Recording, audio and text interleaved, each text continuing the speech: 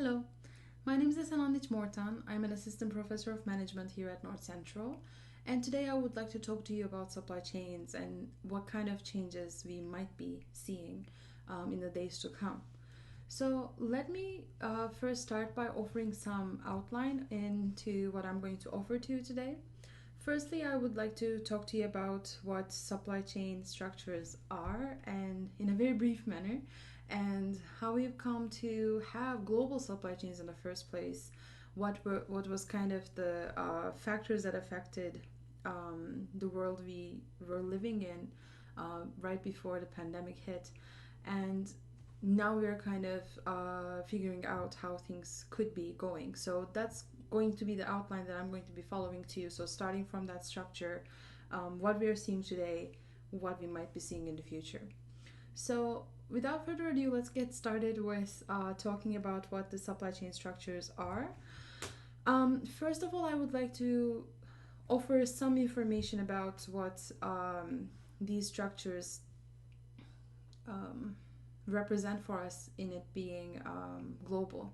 First of all, whether I say this a lot, but whether people realize or not, a lot of the times they don't actually, but we are all parts of supply chains, even if we are not in any kind of production ourselves or in the providing of services. The first and foremost role we all have or we are consumers, right? So we consume some kind of product, or we might be adding some more roles to that as we take part in different activities. So that is the first thing. And a lot of companies, even until quite recently, I would say, in the last few decades or so, this has been fast changing. But a lot of companies also they did not really recognize what their places were in supply chains. Them being a producer of XYZ products, whatever they might be doing, whatever service they might be providing, surely they are working with others. And by the means of them working with others, they are in the supply chain. So even if one company just had one customer, that is still a very, very tiny supply chain, you might think, but it is a supply chain nonetheless. So anytime you have those connections with different parties, even if they are your consumers only, you are going to have a supply chain structure, which is not very common. Most oftentimes, it's much more complex than that. So what happened throughout the time is when companies were just kind of trying to put their heads around what is this competition we're in, how do we get ahead. One of the ways that really shown at that moment was cost-cutting measures. So something that really grasped a lot of companies and a lot of supply chains attention was this notion of offshoring. So offshoring in its sense is companies moving productions elsewhere into other countries where production is going to be cheaper. So doing that allows them to cut costs that they were not able to do in their homeland. So in its own sense, it might seem like, oh, that makes sense. Like we are moving our operations abroad and maybe we are creating jobs there, etc., etc. And all of these things might sound very, very nice. But let's keep that at one side. Let's keep on thinking what offshoring is, right? One of the things that really entered into this equation as a catalyst is the development of the internet. So I have in my notes here as the Internet 2.0, and it is what it is called. I don't know if you have knowledge about it, but the idea of the Internet 2.0 was that the internet is not a read-only space anymore, and I can write in it. Basically, anytime you are on Twitter or somewhere that you can post your stuff, or maybe you have your own website and you're creating content, you are able to do that because of the Internet 2.0, so that you can write in it and create content, right? So because of this and because of the connectivity provided by the internet, some things have started to be known much more widely than in the past. So because of that, remember how I told us to keep an eye on what offshoring was? Yes. So because now we are connected to all these different locations through the internet, we are able to get news from them too, in a far wider space and in an area of areas, and from not only news agencies but from individuals as well, etc. So along the time, this has basically allowed us to have some much more visibility into the supply chains. And I also like to mention in this case, or the lack of it, because a lot of companies through time realized, well, I actually don't know who my supplier is, and I've actually never met them. And they might be talking about not their immediate supplier, but their supplier's suppliers, that they themselves have not had any contact with, right? So the visibility and then the lack of it became visible to companies, and realizing that, oh, okay, I actually don't have great visibility into my operations, which might be a problem. And honestly, if companies were having that phrase saying might be a problem, I would say they're in luck because of that, because if you are in trouble, you would know. So you would not be thinking, oh, we might be in trouble, on this might not be good for us. Because if there's something going on in your supply chain and you might not have any idea about it or any direct control over it, it's still going to affect you.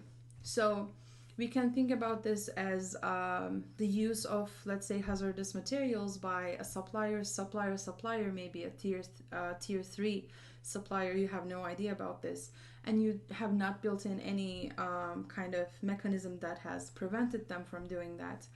And then down the line, your consumers are actually complaining about something, and hopefully it's not something that's very, very hazardous, but unfortunately most of the times it is. And then you are faced with the situation that you are responsible for the thing that has happened, but you have no information of it, right? So this kind of talks about how that globalization and the complexity of the supply chain is increasing immensely, but your control over it not alongside with it is a big issue. I hope that I was able to paint that picture and you're nodding along with me. That is a big, big issue.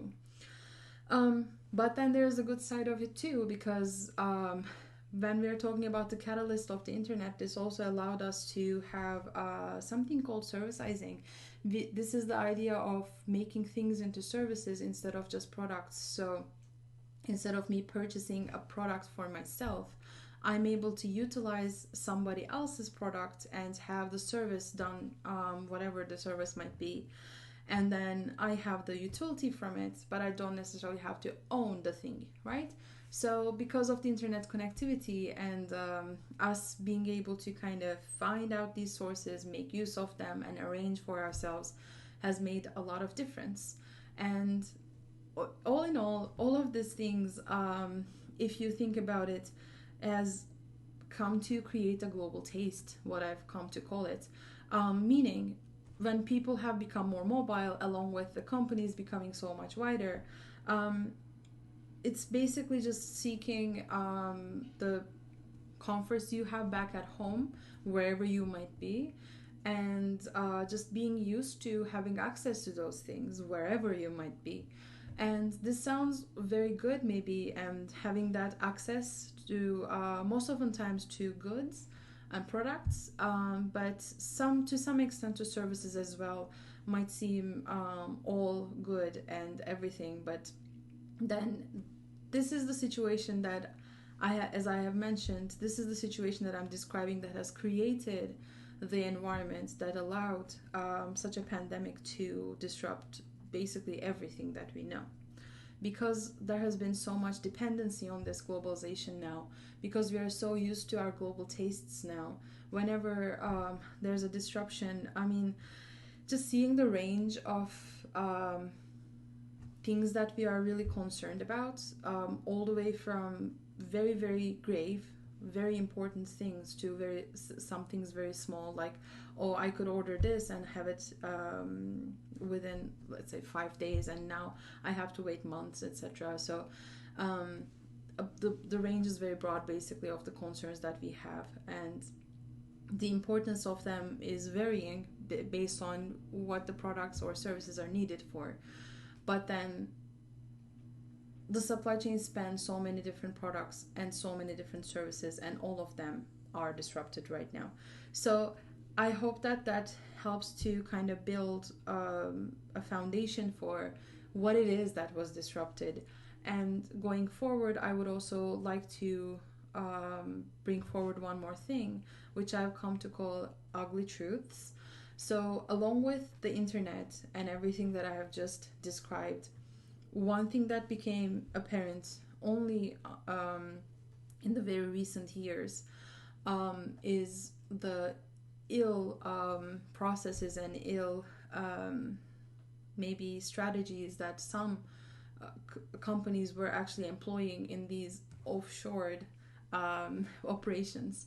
So some examples that come to mind is child laborers or labor conditions that are just when you read about them, you are thinking, well, this is not right? Just tell me this is not correct.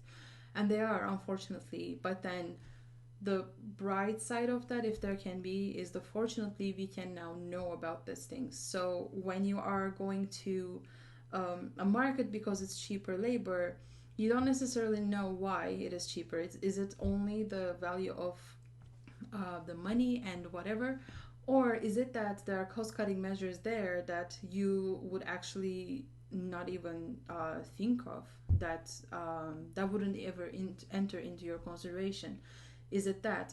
So if it was that the regulations are weaker there and they're doing XYZ things and that's why this is happening, I think it speaks for itself. This is not going to be something that maybe you would have stood by, right? But a lot of companies also themselves did not realize this. Some of them I suspect did, but I'm not going to go into that. But then when this became much more known by everyone, some companies had already started to course correct. Whatever it was in their power or whatever they were planning to do, they started to re-strategize and saying that, in some cases they were trying to fix these issues in the countries that they were in, if that was a possibility, and etc. So there was a range of different reactions coming from companies. But then I say this because when we are having those global tastes and we are nurturing those, we don't necessarily know what else we are nurturing, what else we are supporting, right? So that's a big reality right there to kind of think about. The reason I wanted to also bring it up is because we were in this transition, basically. So in the recent years, I think a lot of the companies were starting to, again, course correct and do a little bit better, hopefully. But then this this disruption basically happened. So let's start talking about that now. So first of all, I would like to ask and then answer, why so much disruption? Why is everything disrupted, right?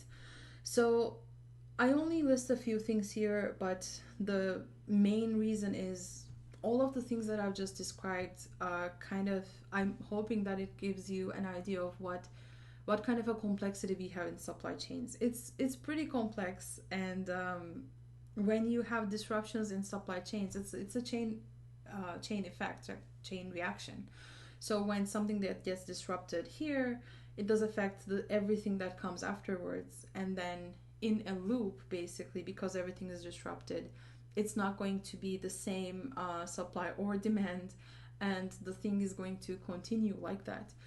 So first of all, that's the idea, because of the complexity. And the second thing is, remember how I've been kind of talking about the cost-cutting thing that maybe in the beginning sounded like a great idea? That became something that really limited a lot of companies and a lot of supply chains, because in order for you to have those kinds of savings, the kind of supply chain that you built is a very inflexible one. It's not flexible at all, because if you count nothing else, you have all these great distances you need to travel, and you need to be able to have a plan in place. Surely that's the case in any business anyway, but then the sheer amount of lead time you have is a big limitation that you have. And then lead time, meaning the time that elapses between when an order is placed or when a need arises, basically, and when you can meet that need. So because of all those built-in times that need to take place, you are not able to move very fast when something changes, because if you think about the supply chain as a pipeline, which is a very maybe good idea to do, if you think about it, when I start the process from the raw materials all the way to the production of the final good to delivering it to the consumer, all of this thing has a flow to it. And because it's been planned that way, there are maybe a few things that I can do to speed things up when needed or shift things around.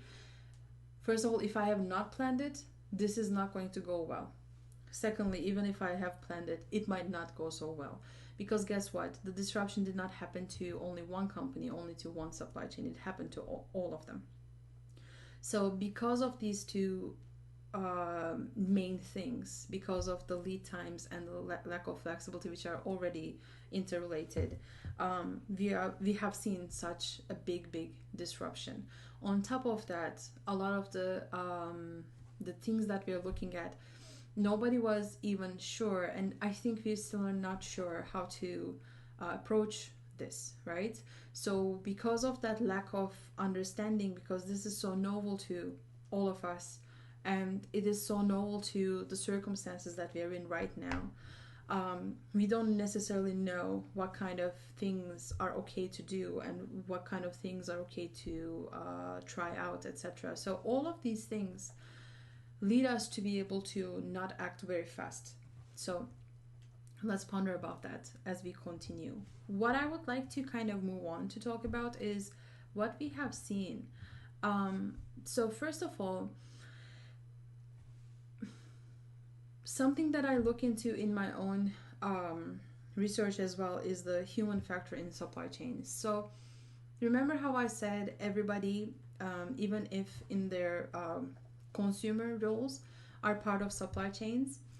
Even in that sense, plus anytime that you are working, anytime you're creating something, anytime you're working with others, etc., all of these different things, you are part of a supply chain, as I mentioned. And what we have really seen, and because I was a researcher in this already, this is something that I was seeing before, but I think now much more people see it, hopefully, that the human factor in the supply chains was not really attended to. We were not really thinking about people, I think.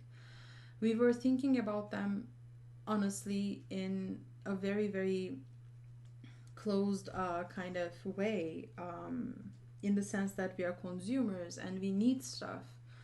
And then we were just trying to attend to that. But then who creates this stuff? What does it take to create these? And all these things. I become a little bit more, collected about this now. I think that everybody, or at least in my hope, at least much more people are able to see this. I'm really collecting all my hopes that we might see some changes because of this. But then one of the things that I really would like to highlight is the lack of understanding that we have for each other and each other's needs. So some examples that just come to mind as I put it here too, like the shortage of goods that we have seen with hand sanitizers, cleaning products, gloves, masks, etc. All of these products that the consumers had access to and they could purchase, and then we didn't have any of that, right? And why did we have such a shortage on them so suddenly? It wasn't because everybody got their fill and they were able to say that, we stocked out, but then at least everybody has this. That was not the case, unfortunately. So that's one thing. And the flexibility that we have not seen versus the flexibility that we were able to see. So something positive to go here too. So suddenly, whichever productions were able to do this, some of them were able to say, you know what, we produce these products anyway, we have this machine, we can actually start making ventilators. we can actually start making masks, etc. So that was a positive flexibility that we have seen. And that is the type of flexibility that maybe going off into the future too, hopefully not in the same dire situations, but this does give us hope that we are able to kind of rise to the occasion in some senses. Not all of us maybe, but there's a lot of things to be learned from those that were able to do that, I think. So yeah, we were able to have some positive within all of this this complexity and this craziness, I want to say. Please excuse the word of that, but I think we have all been in this craze that we have been trying to figure out what to do, understand our own role, and what can I do differently, and etc. So within all of that, I think there are some examples that shown through that for the future too, in case there are any other disruptions with different nature even, we can learn from. Another set of things that we have seen that I would like to talk about is, first of all, the products and services were not really as available as we thought they were. And I think this speaks for itself. Nobody really surely thinks about a situation where this particular product is going to be needed by everyone. But then we are seeing an example where this is true. So thinking about the priorities that we have, thinking about what we have at hand, I think this becomes a big learning for a lot of companies, a lot of supply chains, what was actually needed, and if we were able to supply that versus not. And so after the fact, hopefully having the opportunity to see that day when this is behind us, hopefully, I would really urge companies to take a look at their supply chains to understand what happened in theirs, and is there anything they can do in order to strengthen, in this sense, strengthen their supply chains and their operations, so that well, hopefully we don't see this again, but then yeah, so that we are ready for anything else that might happen, so that we don't face the same exact situation that has been and continues to be devastating. What we have really seen, again, because I'm a researcher in this area, which I realize I may not have said actually in the beginning, so I apologize for that, but I do research in sustainability and sustainable supply chains, and I particularly look at environmental and social sustainability. Being a researcher in these areas already, I was seeing this, I was cognizant of this, that cost-based strategies are not helpful. So it's not to say I would never advocate not trying to cut your costs, but I would advocate trying to cut them within some limitations that you have. The limitations being your principles and your standards and what you're thinking about the environment and the people around you, and then not doing anything to jeopardize those. So those cost-cutting kind of strategies I'm talking about. And one example that we have seen actually when we ran out of all these products that we were talking about, especially hand sanitizers, cheaper alternate products just kind of started to pop up everywhere.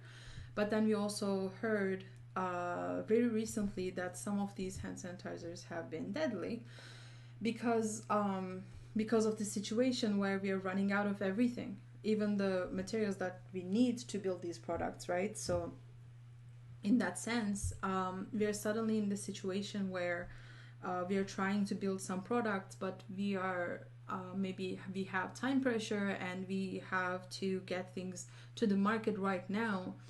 And within all of that, and maybe some other reasons too, we create a product that's actually doing the opposite of what it should be doing. It should be there to protect us and help us sanitize things, whereas it's become deadly. So thinking about those things, these are the things that we have seen.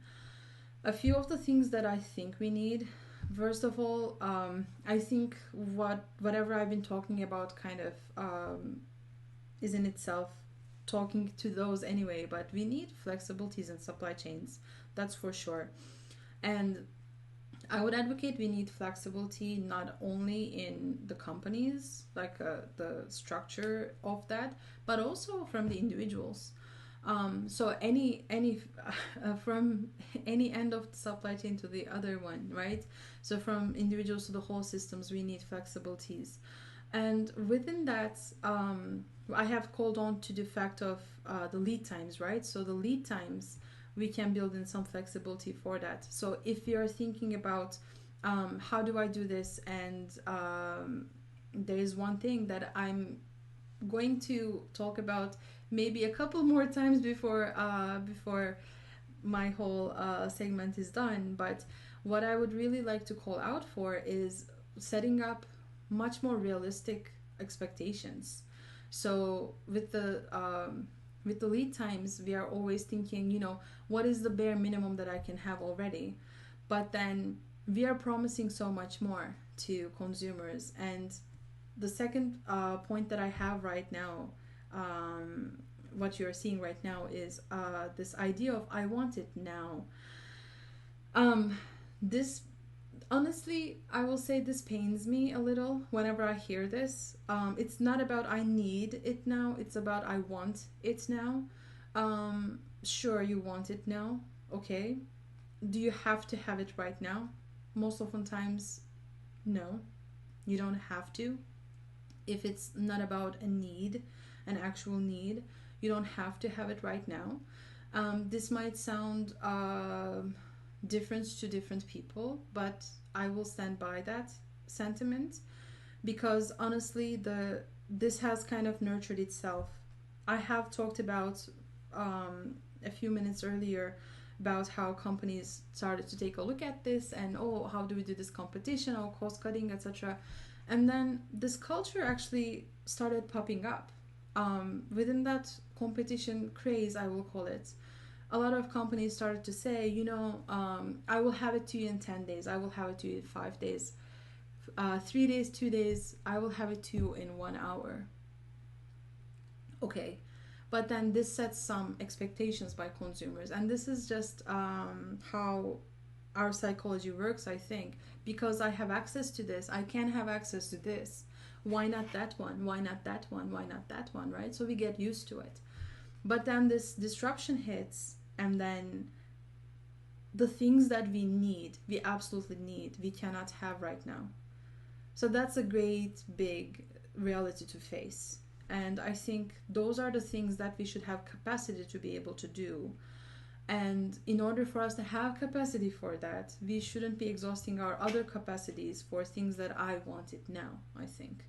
So I'm pretty adamant about that. I think now that we are seeing this disruption, I'm hoping that this becomes a learning experience again, for us to know what quick delivery is, and to redefine that, and to redefine expectations, and to distinguish between actual needs and wants.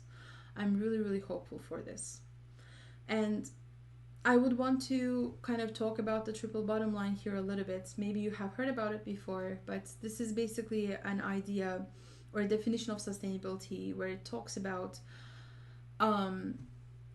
you needing to be sustainable in 3 different bottom lines: the economic bottom line, the environmental bottom line, and also the societal bottom line. So if you're not looking out for 3 of them, you're not sustainable, you're not going to be sustainable, you're not going to be able to continue existing.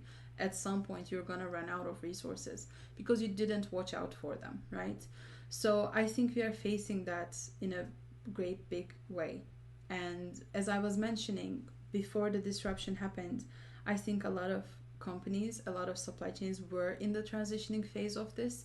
And I was becoming a little bit more hopeful, actually, as a sustainability researcher too, that I was seeing some better applications, some better implementations. And I'm hoping that this only proves to be a learning opportunity to do even better, and for a lot more companies to want to do better and continue like that. So I would also like to talk a little bit about what I think should be on our radar as we move forward. The first thing, as I just mentioned, is going to be a triple bottom line focused look at operations. At this point in time, a lot of companies, and not all, if not all, are going to take a look at their operations, are going to take a look at their supply chains, and try to understand what it is that we should be doing. The first thing I would really recommend doing is taking a look at things as through a value creation basis, and not through what were we doing, what have we been doing all this time, and then how do we go back to that. I would really recommend not doing that, because whatever we have been doing was actually not working. And not everybody was able to see that, but I hope that a lot more people are going to see it now. And instead focus on value creation, which means basically asking yourself, what is the actual value that I'm creating? Not the product, not the service, but what does the product and the service that I provide create for people? What is the experience that I create? What is the value that I create? The abstraction of that has power, because when you when you're able to think about that abstraction, you are, I think you are unleashing your creativity because of that. You're able to think more flexibly about it. However, I can create the same value, because that value, hopefully, that is a value that the company or the supply chain members value themselves. They believe in that value, and they want to create that utility for people. And everything, not only products and services for people. If you're working with animals, if you're working with the nature itself, what have you in your radar, whatever you have, please, I would urge you to think about what is the actual value that you believe in. Because I think if more people were able to work in things that they truly care about, truly value, I think we would see a lot more honestly sincere products and sincere processes around them. And I think we would see much more creativity and willingness to solve problems as they come along. The second thing, as I was mentioning, is the need for more flexibility. So I have already discussed the lead time, and I would just think we should be thinking about those lead times again. I want to stress it. We need to think about what is and kind of going into my next point here too, but what are some actual realistic expectations I can have of this product, of this service, etc. I think we had grown a bit comfortable in having access to all these products and services so easily too. And there's this notion that I have been observing myself that seeks to have perfection and expecting perfection. And I would say perfection is something that you can go after in order to improve yourself, in order to better your products and services. But perfection might not be something that can be reached. That should be noted, I think, because you would sometimes see some products and services that people just become, I think, very vicious about reviewing them, right? The review culture is a different topic that I'm not going to go into right now. But thinking about the supply chains, I think one of the things that we should be considering is those expectations that we're creating with the consumers, because the whole supply chain is really working towards meeting those needs and wants of the markets, right? So in the offset of that, or in the reflection of that, whatever we're getting back from the consumers or the customers is important. And having those expectations set up much more realistically, I think is just better. It makes a lot more sense. It's more transparent, and I think it makes us a little bit more human.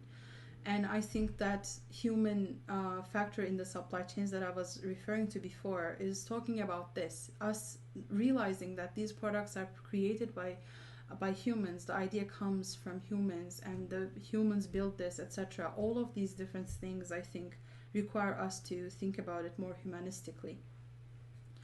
And I would also talk about what should be on our radar is creation versus pure consumption, as I call it.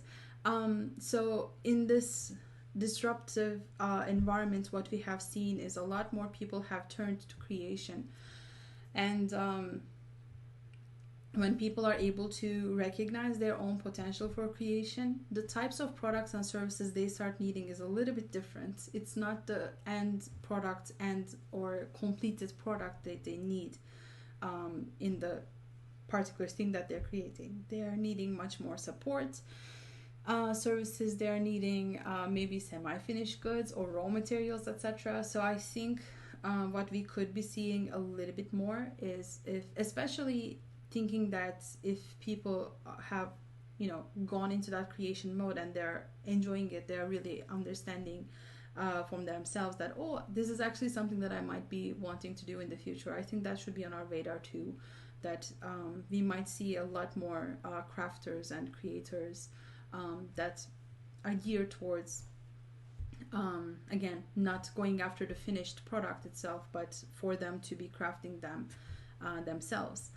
And I think what we should really be open to the idea of is maybe the flexible working arrangements might be continuing into the future, because I think a lot of different companies are realizing right now that they actually did not need that huge company headquarter building itself.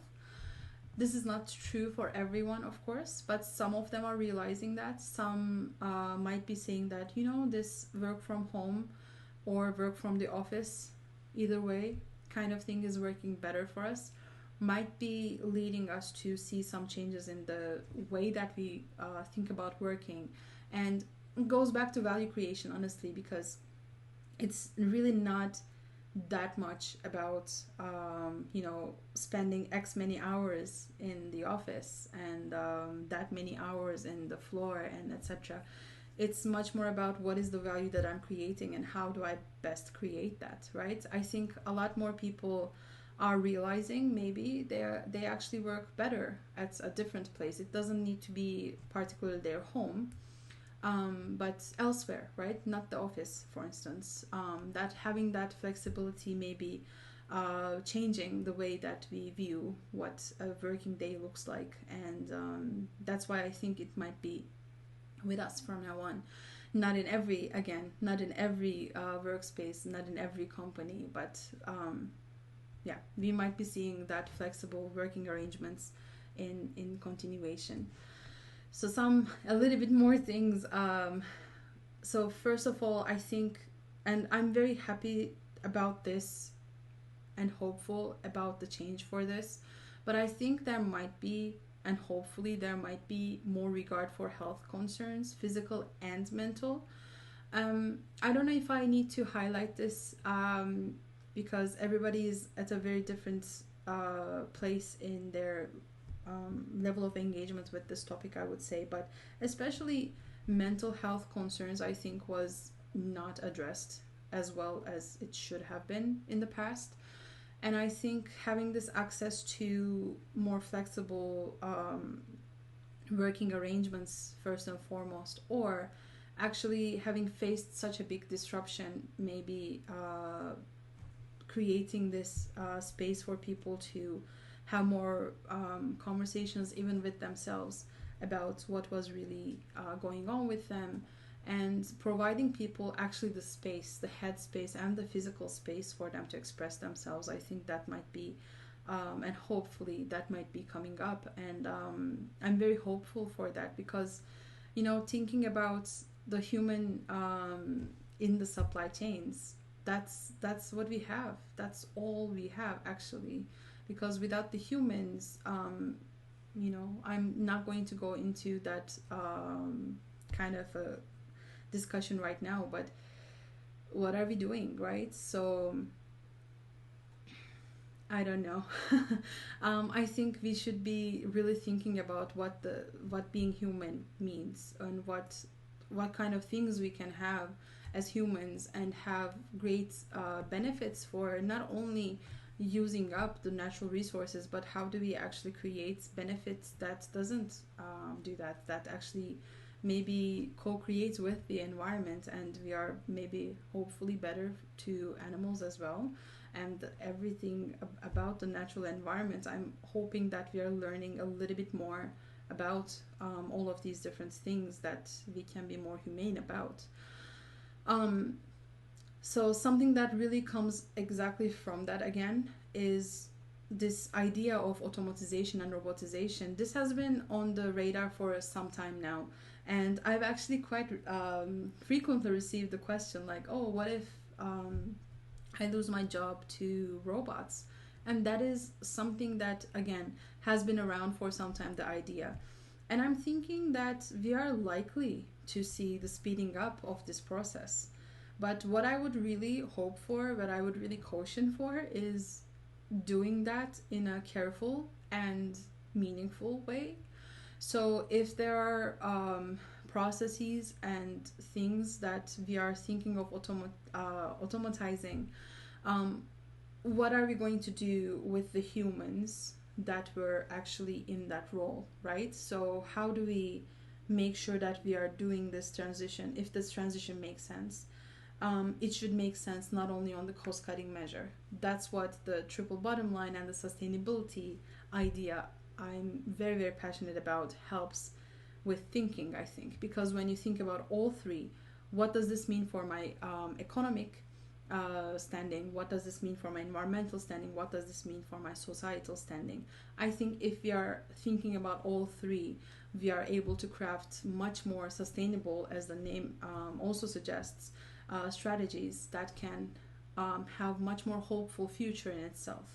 Otherwise, we are just going to keep on, I think, implementing strategies that are, quite frankly, dooming us in some cases, and I don't think that's helpful. And I have already talked about the crafters and the makers strengthening and making their mark in the market. I think one of those senses might be something like a 3D printing service, right? So I think that has opened up so much avenues already.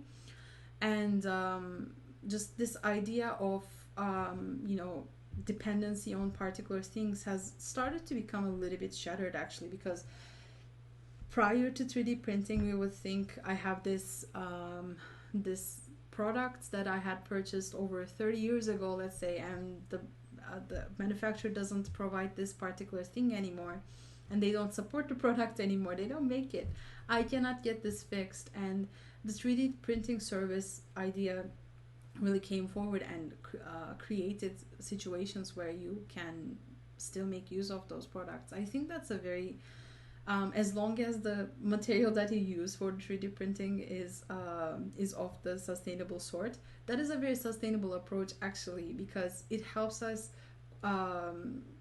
preserve the things that we have. It's not about, oh, this is broken, let me put it in the garbage. It's not that. It's not garbage. It's just is needing that like little bit of thingy that makes it work, and I'm able to craft that now, and I think that's a great big thing. And I think this should be on our radar too, because it's been growing, and I think it's a great thing that we have, and I think we should be having lots of opportunities with that. And this idea of globalization, I did promise in my title that I would be starting from globalization and go all the way to glocalization, and here we are. So glocalization is, I don't know if you've heard about it before, but it's the idea of learning from the global contexts, but also nurturing to local tastes, needs, and making use of local skills and offerings, etc. So it's a hybrid approach in that sense. So while you're nurturing that global taste, we have talked about all of these different things that might become problematic, especially during the time that we are seeing everything is disrupted as we know it. So I think glocalization might be on the rise, in the sense of everybody now having this. It's kind of like a light switch, right? It's on. We are thinking globally. We are used to thinking globally. We are used to thinking I have access to all of these things. Great. How do I make use of that learning now that maybe globalization needs to be a little bit more different than what we are used to. We are very used to globalization kind of continuing its growth, etc. But with this disruption coming in, I'm suspecting for some time we are not going to see it back in its usual speed, as I was mentioning before. So I think localization might be something that people are, I think they're already doing that, but might be something that's on the rise. And I think that's, again, helpful because the global context teach you a lot of stuff, especially about diversity, about know-how, about skills, about just things that you just didn't have access to before all of this happened. Not this as the pandemic, but this as the internet and everything global. But now I have access to those, and because of that learning, I can do better in my local environment. I think that's a very hopeful thing that we can hope for in the future. So I would like to leave you with some closing notes. The first one, I know that I have only hinted at it, maybe you have picked up on it, but I think what we have really seen throughout this pandemic, and we are continuing to seeing, is something that's been bothering me for some time now too, is we are all suffering from a lack of empathy. We are seeing this from the individual level all the way to the supply chains level, and I think this has become so visible now, at least to those that are able to see it. And I think there needs to be something that needs to be done with that. I don't know if I said that sentence correctly, but we need to do something about this. I think we are suffering greatly from it. And based on that, the human factor in supply chains has actually been neglected for much long time, and we need a lot more consideration. We need a lot of consideration in that era, so that we can have that smallest bit of the supply chains, the humans, doing things that create value and that really focus on things that actually are going to bring forward superior value, while we're looking out for all the three bottom lines that I described: the economic, the environmental, and the social bottom lines. And then I think, just as a closing note, I know that I just talked about it, but it requires for us to, I think, look into a little bit. So if you're interested in it, I would really suggest for you to just kind of do a search and read about it. But I think globalization is something that's very, very worth going after, because I think it's a good hybrid, and it's something new, and it's something based on things that we have learned from the past, what we're living in right now, and then something that maybe I'm hoping that has a future for us too. So thank you so much for listening. I'm happy that I had this opportunity to bring all of this to your attention, and I hope that I was able to create some clarity or bring some different and interesting ideas to your attention. And I hope that I've inspired you. Thank you so much. Take care.